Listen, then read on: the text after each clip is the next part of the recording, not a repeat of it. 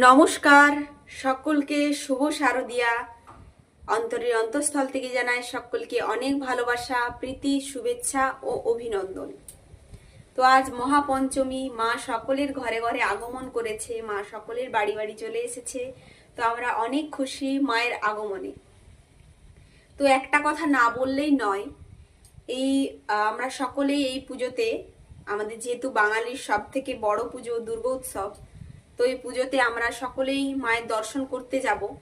তো দর্শন করতে গিয়ে আমাদের কারণে কোনো মানুষের, কোনো ব্যক্তির যাতে কোনো অসুবিধা না হয় সেটুকু লক্ষ্য রেখে কিন্তু আমরা সকলে পুজো উপভোগ করব এবং মায়ের দর্শন করব।